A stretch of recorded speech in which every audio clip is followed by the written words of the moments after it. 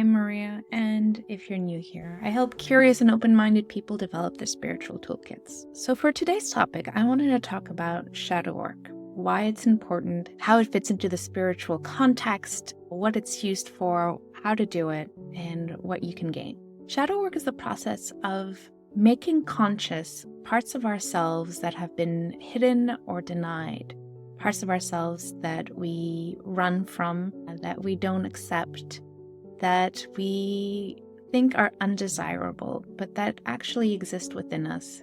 And because they're not integrated into ourself, they run our lives subconsciously and they limit us from being able to achieve our highest goals. Shadow work is one of those important things that follows the dark night of the soul, or it kind of comes at around the time of the dark night of the soul, when you have to take a deep, hard look inside of you to find out who you really are, not just the person that you present to the outside world and that seems perfect and that has great hair or who's always smiling and cheerful, confident, put together. You have to find out who you are when nobody's watching.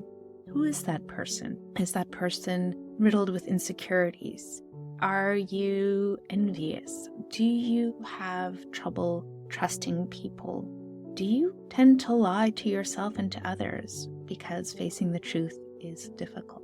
These are questions that are normal, and while the questions may vary from person to person, that process of self-examination is important, because if we let that shadow part of ourselves remain unintegrated, which means being accepted and being part of the whole person, warts and all, not running from these ideas, but not necessarily giving in, if we don't integrate that part, then we are incomplete. Then we're always being held back by subconsciously sabotaging ourselves or repeating the same mistakes over and over again. Why does the shadow exist? Well, the shadow is a part of ourselves that's actually a defense mechanism. It's part of ourselves that society deems unacceptable, but that truly are part of who you are. We all have that. For example, for a long time, much of the LGBTQ community had to live in the shadows, denying their true identities because it was societally unacceptable or religiously unacceptable. Without being able to live their fullest, truest expressions, people from this community would feel unrealized. Another thing that the shadow can do is try to protect us from instances or lessons learned from the past. One of my own personal examples is my relationship to money. I don't have a great relationship to money. I came from a family where there wasn't a lot of wealth to go around. We were quite poor growing up.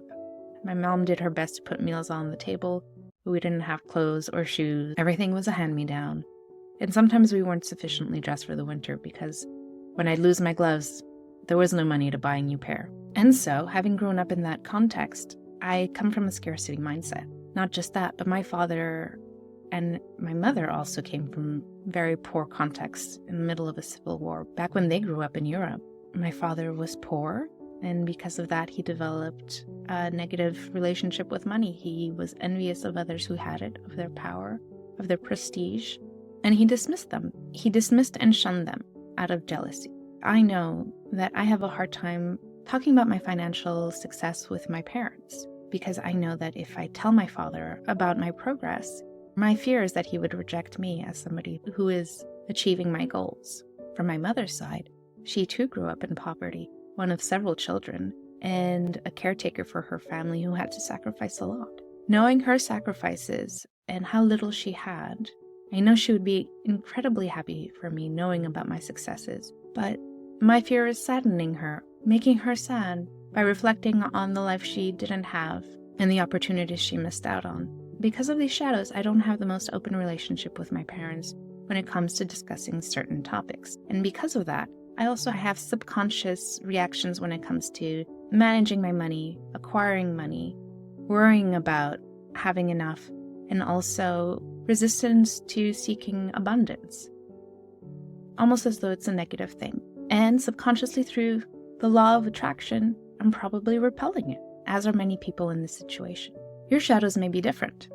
You may be struggling with your sexuality. You may be struggling with issues of childhood abuse or trauma, both in childhood and in adulthood. And so, how do we get started with our shadow work?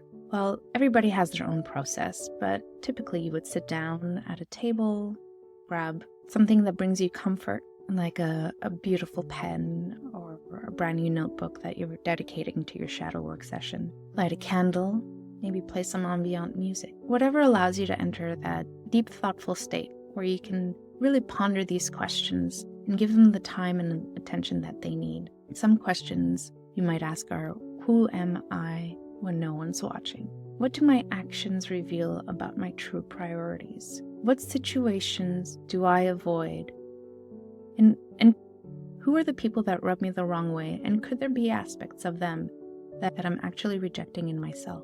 There may be others. Take the time, delve into the issues, and as much as you can, don't shy away from the answers. And the entire purpose is not for you to judge yourself or to treat yourself harshly. It's actually a process of taming those parts, bringing them back into you with compassion, acknowledging that they exist.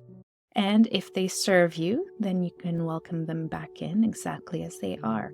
But if you find that these parts of yourselves are not helpful, that they were helpful to you once before, perhaps trying to save you from embarrassment, bodily harm, or exclusion, then thank them for the service that they've done for you. But let them know also, in the kind and loving way, that the job that they came here to do is no longer relevant, and that the reality of today is different than the reality of the time that shadow part was invented.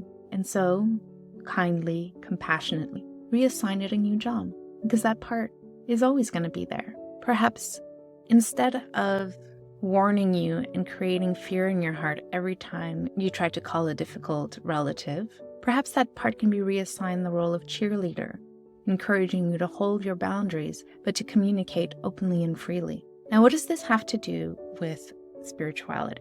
Well, the shadow is an important part to the realization of the true self, of the oneness that we have with the universe. If we are to recognize the world as it is, then we must first come to recognize ourselves and who we truly are.